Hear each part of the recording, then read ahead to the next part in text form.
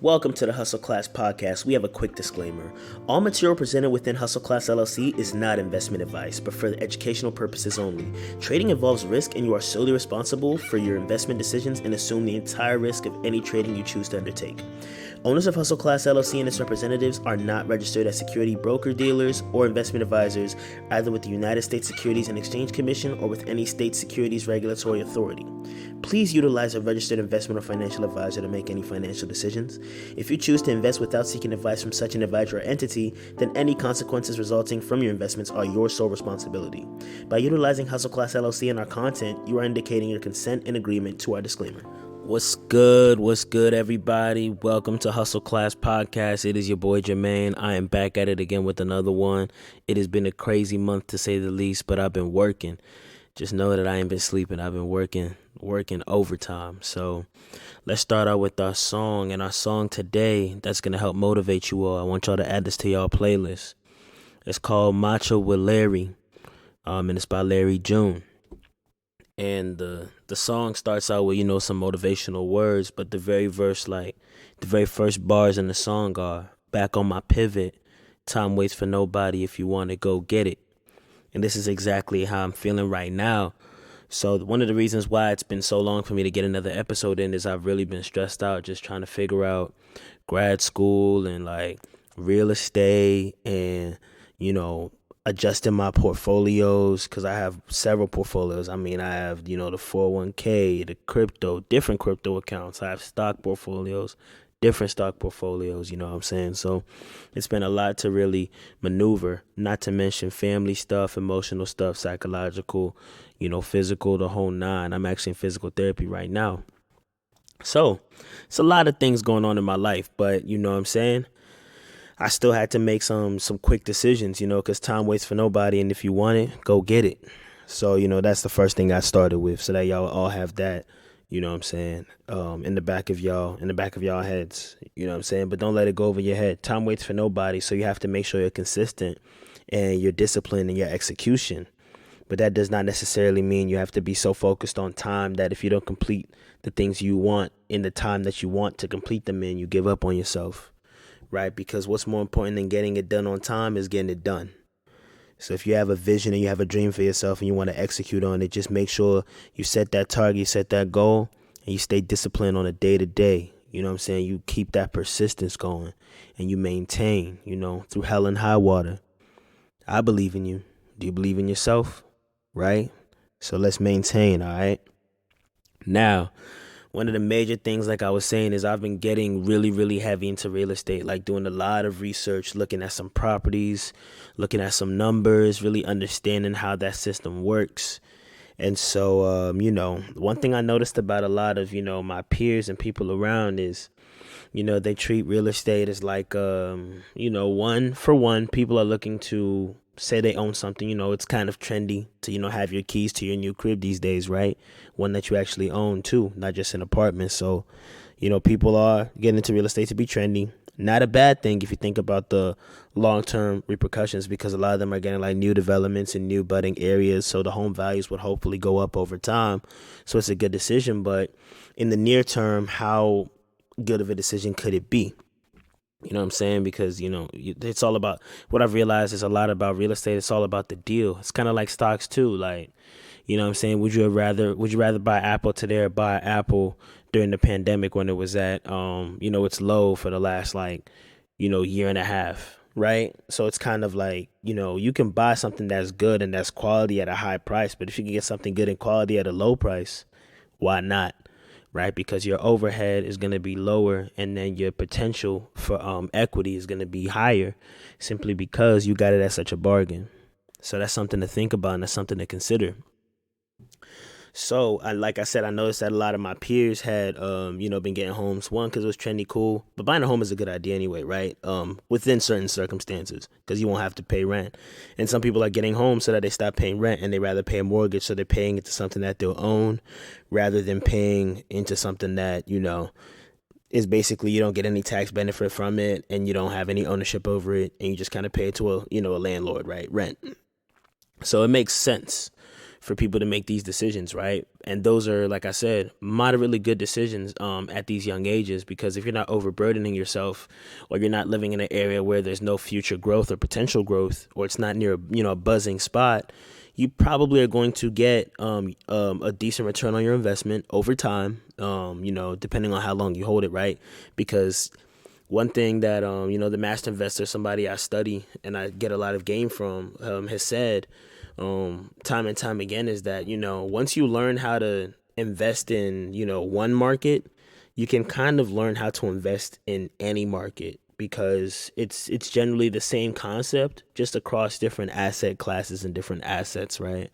So if I know how to trade, let's say Tesla, I could probably know how to trade a certain type of or how to treat homes, and from an investment perspective, or even certain commodities or certain rare metals and things of that nature.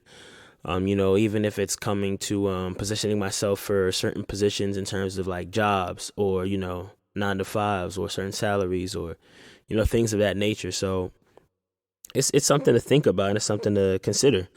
So, that's where I can give y'all, where it's like, okay, if I learn how to invest in one realm, and I reach out to Jermaine in the hustle class, maybe I can figure out how to take that same strategy that made me win over here and apply it to something else, because it should kind of give you garner the same result, which is profitability, right? It may not necessarily garner the same percentages, right? Because every market is different, and different markets have different cycles and different seasons for explosive growth. So it's just something to think about and something to consider. So that's that. And so I would like I was saying, I want people to take it a step further and start really looking at, okay, so you're getting a home because it's trendy / you want to own something, and it's going to be a good investment over time. Great. You also want to get a home because you don't want to pay rent to your landlord. You want to pay into something that you're owning. Great. Now, like I was saying, you want to look for that deal, right? One good way to look at homes is, right, because when people look at homes and like they're looking to potentially rent or something like that, so one of the things they look at is, okay, is this in like a good area? Like the proximity to my workplace, the proximity to, things like the grocery stores, or like, the gas stations and things of that nature. How safe is the neighborhood, right? Safety. And then they're looking at, okay, what about the schools in the area? How good are they? So these are other things that you would look at when it comes to like the home, right? Now, once you look at that, another thing you consider, right? If, let's say, you have all those things checked out and you have a good neighborhood, right? Or a good neighborhood in mind in an area you really like. Do you really need the flyest house there? If you're looking at it from an investment perspective, if you're looking at it for just like, this is your dream home for your family that you're going to start, or that you already have, or this is exactly what you wanted throughout your whole life, and you've worked so hard to this point, you want it. I mean, obviously, but if you're thinking about it like a young, early 20s, late teens, not even 30 yet, you don't even know what you're really getting into right away, but you're kind of like, okay, like I think I want to make this investment. You could get the cheapest home, most not good looking home on the block within a neighborhood with all those criteria that you really like, and fix it up for rather a good amount of money, but not as much as it would cost for you to just buy the more expensive one. You know what I'm saying? A good example would be a place that I was looking at, right? Home that's been recently been done. It's good. It's great. It's out on the market, going for $375, right? A home that needs, some work on the paint, some work on the outside, a little bit of stuff on the inside, is going for like $330. And then there's another one that is like, they probably just ran out of the crib. They ain't even want it no more, going for $3. So you see, it's interesting. Like ARVs are usually, comps are usually not ARVs, but comps are usually within the same price range, right? But what happens when some people don't really take care of their home and they just abandon it? Now you can find the opportunity for you to get a home that's $300,000. That if you put $20,000 into the home, it can now be worth, $375K, right? Or maybe let's even push it. Let's say you put $30K into the home. It might be even worth more than $375K, because even the $375K I was looking at, no, there wasn't any granite countertops. The wood on the outside of the crib was not updated, and it wasn't new. The shed looked a little old, so it still had some stuff wrong with it. But let's say you put up like $30,000, which is a lot of money, But if you're thinking about how much you're going to put down for the house, you know what I'm saying? When you're going into getting an investment property and you're looking at a loan, you can get a mortgage that considers the repair value of the home, like how much you're going to have to actually put into the home in terms of repairs. So I say this briefly, right? And we're going to get into this, as the time progresses with the podcast. So, but the main thing I want you to think about is there's a way to do things as an investor where you'll make sure that you're saving on how much you're putting down, and you're kind of increasing that gap for equity. Because if I am able to get this home at 310 and I'm able to put a little bit of money into it to bring the value up to 400,000, instead of me buying the home at 400,000, I bought it $100,000 cheaper, and it's way better than what I bought it at too, and it's still in that great neighborhood, with the nice proximity to work, and it's safe, and they have great schools in the area. And then, the next step for that would be house hacking, where, a lot of people don't like people, right? So you want to live in that 3-bedroom house by yourself, maybe rent out to some friends. But hear me out. If you rent it out for a year to tenants, and they're moderately low costs associated with the upkeep of the of the apartment, like everybody takes care of everything, a lot of things don't mess up that first year, you might be in position to get another home in maybe better condition, because you would have potentially enough money for another down payment on another property. And then you can fill up that whole house with tenants, and then your cash flow would probably be more positive, because if, let's say, your mortgage was about $2,000 and you had a 3-bedroom, let's say you had a 3-bedroom and a basement, and your mortgage was about $2,000 in total, with interest and everything, and your mortgage was $2,000, and each person in there was paying about $800, that would make it so that, okay, everybody pays $800, so that puts you above $2,400 before it's time for you to pay your portion of the because you have 4 people in there, right? Before it's time for you to pay your portion, so you don't even have to pay for your mortgage because you have a positive cash flow of $400. If you take that positive cash flow, you keep working, you keep doing the things you need to do, come a year around, you'll have all that extra money. If some of it's going to be gone because of repairs and things of that nature, things that have to get fixed around the house. But then, once you move out of that into another home, right, which is more like what you want and is more comfortable, that home you previously left from, you could fill in that final room that you were in with another tenant, and now you're cash flowing $3,200, right, on something that costs that your mortgage is running you $2,000. It's just, it's a no-brainer at that point, because at that point now you're getting a residual cash flow of $1,000 a month, and it's kind of like, that's beautiful. That's beautiful. A lot of us, when it's time for us to, figure out what we want to do with next steps when it comes to money, like we need money to travel here, we need money for a wedding here, we need money to donate to this or to fund this. It's like, okay, where can I cut my lifestyle? Where can I cut my expenditures? Where can I cut?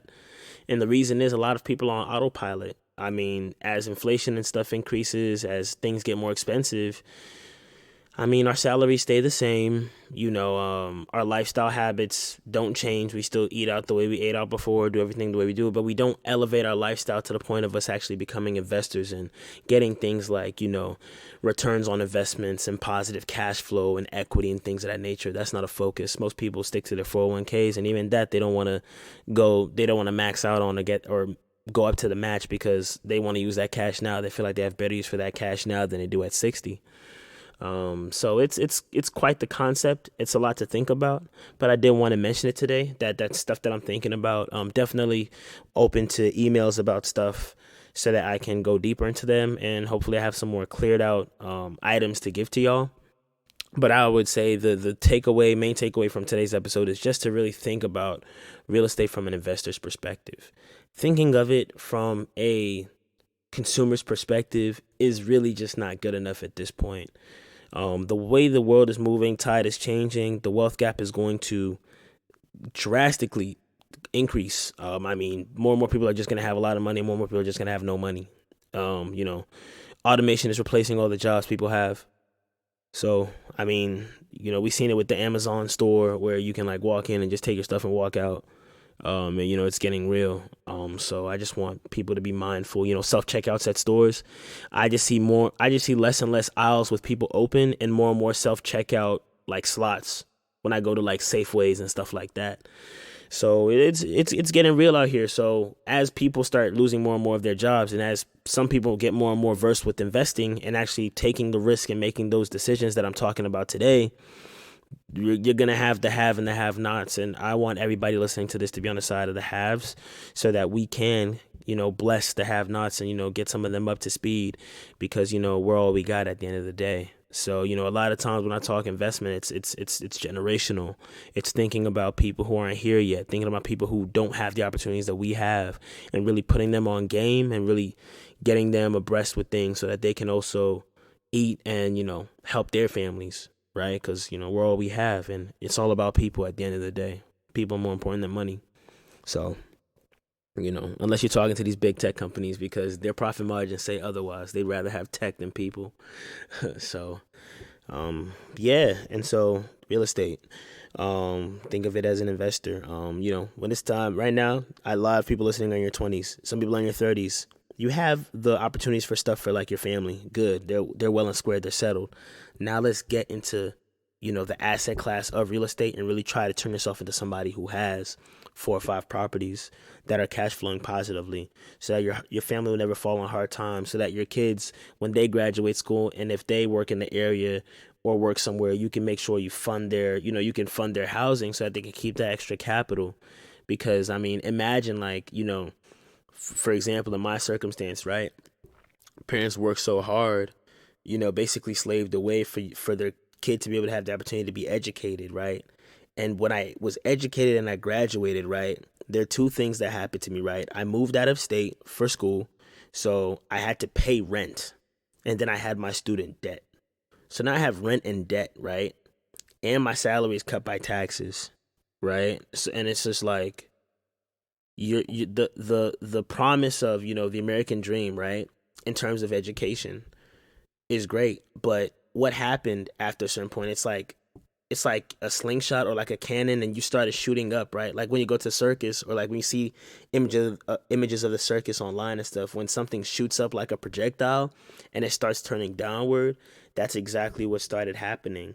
You know what I'm saying? Like I said, I had the student debt that's been piled up. I had the rent because I didn't have a circumstance where things were set up in a way where I didn't have to pay it. So that's what I'm kind of talking to y'all about, because if you set up real estate like as an investor, you might find yourself in a situation where one of your properties happens to be in close proximity to where your kid wants to, end up at. Or, you might just have enough, money or real estate acumen, because you've been acquiring properties, to be able to help assist in your, child or whoever it may be, a niece, nephew, cousin, friend, to get themselves situated in a property where the financial burden won't be as much as it would have been if they were paying rent, because there is no benefit from paying rent except for the fact that you don't have the responsibility of a home, right? And that's about it.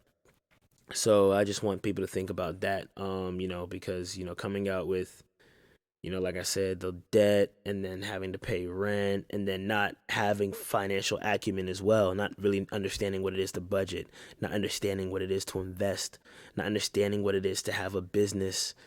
Like, these are things that it's like, when you get out, you realize, okay, like, the American dream basically means like, oh, I can go from the bottom all the way to the top. But a lot of times, the top that we're shown is not the true top, because what do we really want? Happiness, comfort, the love, our loved ones around us, and everybody around us prospering and thriving and being healthy and being happy. And these are conflicted with, like, oh, money, money, money, money, money. But that's not it, right? Money provides a certain level of comfort and lifestyle for what you want to do. Because if you had unlimited money, there's a lot of things you do on your day-to-day basis you just wouldn't do.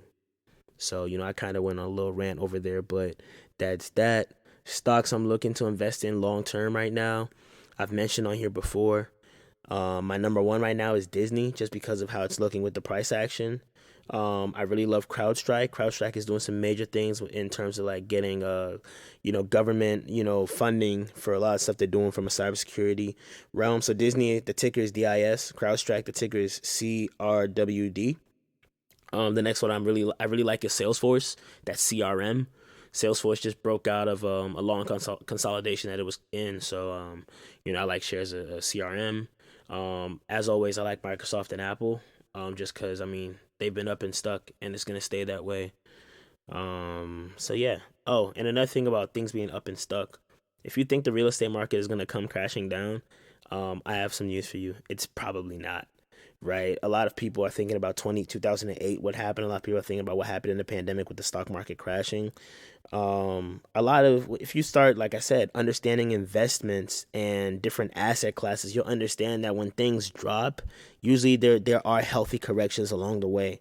If the housing market drops, right, whenever it drops, it the prices that it drops to might be more expensive than the prices today. It's just relative to where it is when the drops actually happen, right? If right now, let's say the house is $100,000, and I say I need to wait for the price to come down, and by next year it goes to 150, and then it cuts back to 125,000. That's a sizable drop in price. It really is. You know what I'm saying? It's a sizable drop in price, but chances are that might be the furthest it goes, and then it's going to continue a uptrend because things have to pull back, but that's just a pullback. You know what I'm saying? If you look at the trend of any investment, or investments were made to be things that appreciate in value, investments were not created to be things that depreciate. So, betting against something is great in certain circumstances, but that shouldn't be your end all be all, because investments were designed, after all, to go up. Like, everything is created so that the value increases. You were not put on this earth to basically be less than you were as a baby. You were put on this earth to kind of grow and develop and grow. That's why we get higher salaries. That's why we learn new skills. That's why we keep moving up in a job, right? You don't try to move down, you try to move up. Everything is ascending. So trying to, it's like somebody betting against me making a higher salary in like 2 years. It's like, well, you can bet against me, but the chances are I'm probably just going to keep increasing. There might be a hard fallback. Something happens at the company. I have a change in interest and I want to take a job that's worth less. But chances are things are kind of just going to keep moving up and they're going to be stuck. So start really looking into these things. Be very careful about trying to bet against trends in any market, in any asset class. But that's all she wrote for me. I'm glad I was able to give you guys this nice, heartfelt episode. And I hope that you take this and you'll run with it and you'll make a change for yourself. All right, y'all. Love you. Peace.